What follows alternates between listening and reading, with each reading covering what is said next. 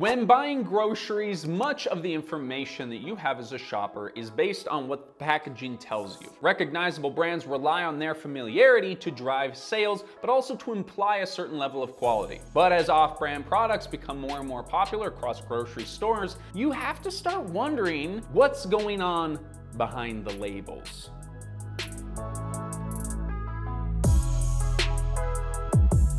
National brands have reigned king over the world of consumer products for decades. And yet, people today have begun gravitating towards these cheaper lines that pay next to nothing for advertising. But personally, I've always felt like you get what you pay for. So this is an interesting video for me to make. If you live outside of Canada, chances are you think of no-name brands as just one of those generic knockoff things like Kirkland or Great Value. But in Canada, my hometown, my home country, No Name brand is an actual trademarked company that changed the scene for generic products all across North America. Yes, we finally have a video about something that is kind of Canadian. Generic brands have a bit of a rocky history when it comes to consumer trust. We can hem and haw about how expensive national brands are and how annoying and manipulative their ads can be, but at the end of the day, we know what we're getting into when we purchase Charmin Ultra or a Kit Kat bar. Not so much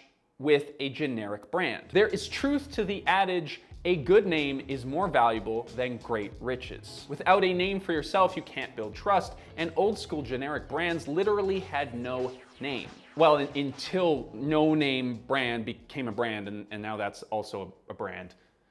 It is a little confusing. I'm confused. Inspired by European retailers that already launched their own generic brands, No Name was launched in 1978 by Loblaws, Canada's largest food retailer, and was featured in their first ever no-frills store. The basic idea behind both the product line and the store itself was to cut unnecessary costs as much as possible to pass those savings on to the customer. The first no-frills store was super bare bones. No AC, no busher, no bakery, no frozen foods, no fancy displays. You had to buy and pack your own bags, and overall, it just had a very warehousey feel, which some customers hated. But at the end of the day, people are cheap, and so they sold a lot of food and became very successful. No Name's aesthetic is something to behold. The entire company, from the cereal to the wallpaper to the staff clothing, is what I would describe as violently yellow. It's still known for its super basic packaging today. Every product looks more or less the same with the most uncreative names imaginable, featuring a yellow background with a black Helvetica font. In the early days, they didn't even have product images on their labels, and even today, those pictures remain pretty basic. In this way, they were able to save big on things like packaging and marketing, while still putting out a rather striking amount of products. And of course, the fact that this was Loblaws' own in-house line helped keep that money in the business, instead of going out to third parties they'd normally need to buy their products from. The one thing that they didn't skimp on, however, was the quality of the product itself. Ask any Canadian no-name enthusiast, and there are many, a lot of their products are actually better than the national brands. Good soup.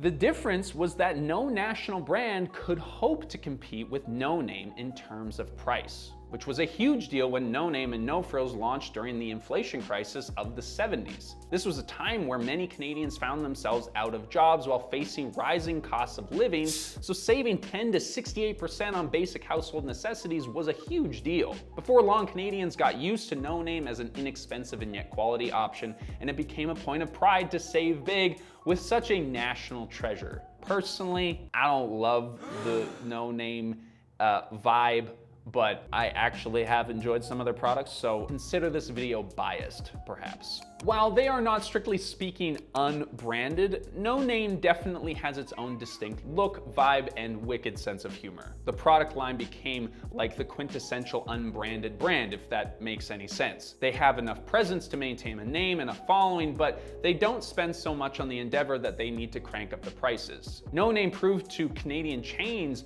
what many of our European friends already knew at the time. Generic products were a very viable option. It was only a matter of time before other chains clued in and started creating their own private labels to compete, making it a pretty normative thing here. We've got Compliments, Selection, Western Family, just to name a few. Our American viewers probably have no idea what we're talking about. It's okay, you guys get to miss out on some things every now and then. For whatever reason, this trend was slow to pick up in the US. Conventional wisdom was that a company should have a different brand name for every different kind of product. So this made it really, really difficult to build a real trust or base with any customers. But as Costco expanded into places like Canada and the UK, they were confronted with customers who were used to quality private label options. So Costco decided to take a risk and consolidate their eclectic range of products under one name, Kirkland Signature. Needless to say, this worked. People love Kirkland's Signature, and now it's basically a reputable brand despite any real advertising. And what do I mean when I say reputable? Well, on one hand, I mean that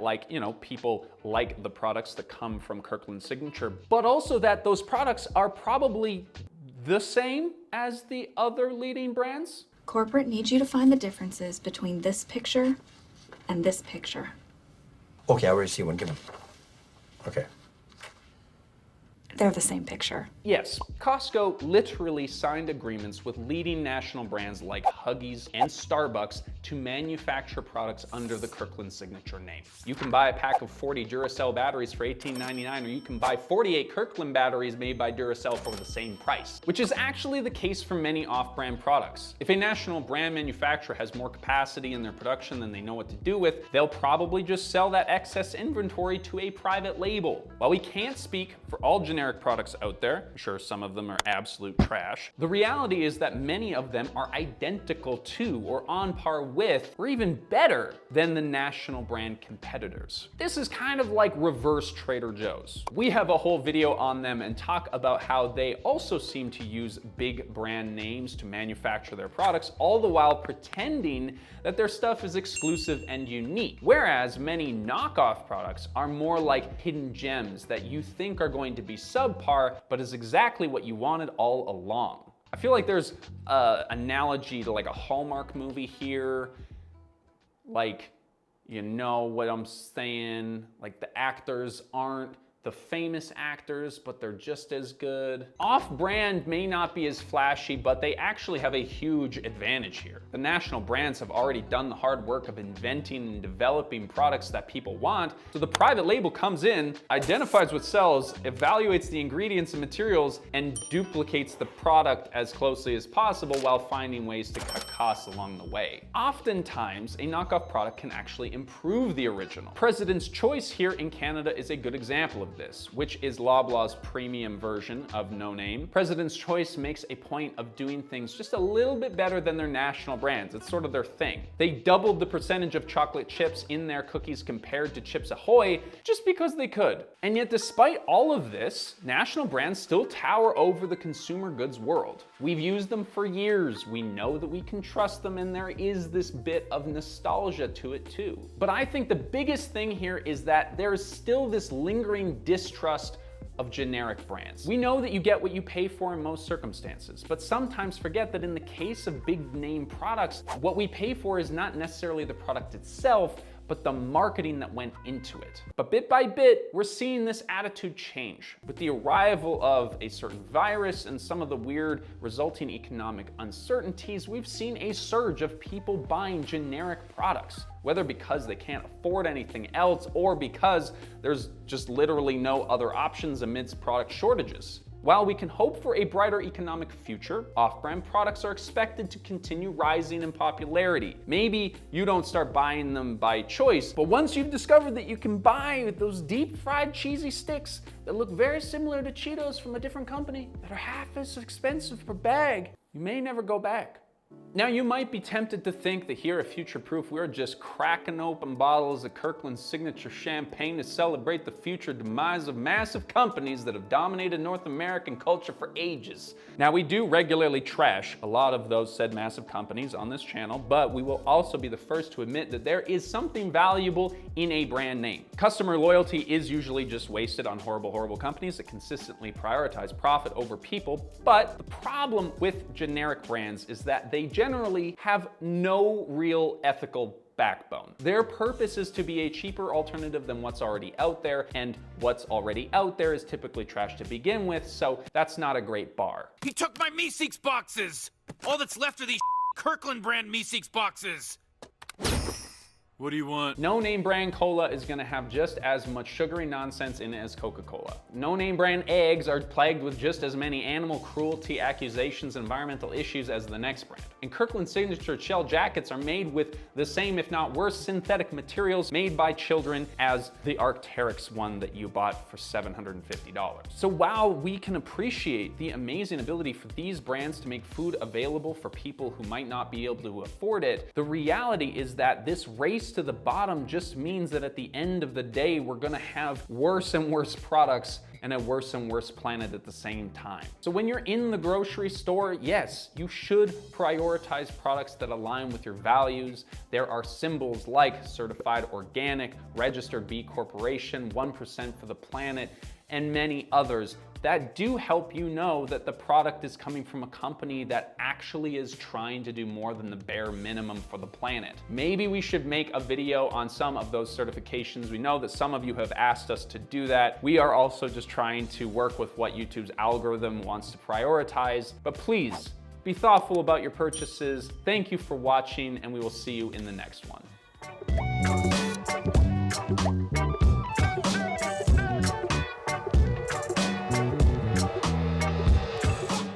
Off-brand products. Gonna talk about your off-brand products.